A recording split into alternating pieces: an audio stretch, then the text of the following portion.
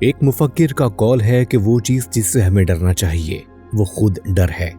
زندگی میں ایسے لمحات آتے ہیں جو بظاہر خطرے والے ہوتے ہیں، جن کو دیکھ کر آدمی ڈر میں مبتلا ہو جاتا ہے، مگر زندگی گزارنے کا صحیح طریقہ یہ ہے کہ آدمی خطرے کو خطرہ نہ سمجھے، بلکہ سادہ طور پر اس کو صرف ایک مسئلہ سمجھے۔ مسئلہ سمجھنے سے آدمی کا ذہن اس کا حل تلاش کرنے میں لگ جاتا ہے۔ اس کے برعکس جب مسئلے کو خطرہ سمجھ لیا جائے تو اس سے ڈر والی نفسیات پیدا ہوتی ہے۔ آدمی مایوس ہو کر بیٹھ جاتا ہے، وہ جو کچھ کر سکتا تھا وہ کرنا بھی اس کے لیے مشکل ہو جاتا ہے۔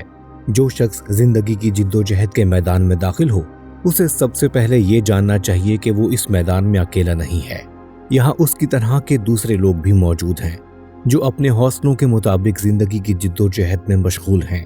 اس کے ساتھ فطرت کا نظام ہے جو وسیع تر پیمانے پر قائم ہے۔ اس نظام میں سردی بھی ہے اور گرمی بھی، خشکی بھی ہے اور پانی بھی، میدان بھی ہے اور پہاڑ بھی، یہاں پھول بھی ہیں اور کانٹے بھی۔ ان دو طرفہ اسباب سے لازمی طور پر ایسا ہوتا ہے کہ آدمی کے سامنے مختلف قسم کی رکاوٹیں پیش آتی ہیں۔ بار بار ایسا ہوتا ہے کہ زندگی کی گاڑی رکتی ہوئی نظر آنے لگتی ہے۔ اس قسم کے واقعات ہر آدمی کے ساتھ پیش آتے ہیں اور وہ بہرحال پیش آئیں گے، خواہ ہم ان کو چاہیں یا نہ چاہیں۔ مگر ہمارے لیے اطمینان کی بات یہ ہے کہ دنیا کا نظام اسی طرح بنایا گیا ہے کہ اگر یہاں ہمارے مخالف کچھ انسان ہیں تو اسی کے ساتھ یہاں ہمارے حامی انسان بھی موجود ہیں۔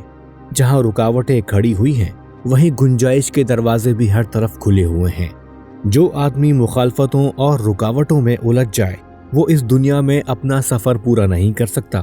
اس کے برعکس جو شخص ایسا کرے کہ وہ مخالفت یا رکاوٹ پیش آنے کی صورت میں اپنے ذہن کو تدبیر ڈھونڈنے کی طرف لگا دے، وہ لازماً اپنے لیے آگے بڑھنے کا راستہ ڈھونڈ لے گا۔ اس کو کوئی طاقت منزل پر پہنچنے سے نہیں روک سکتی۔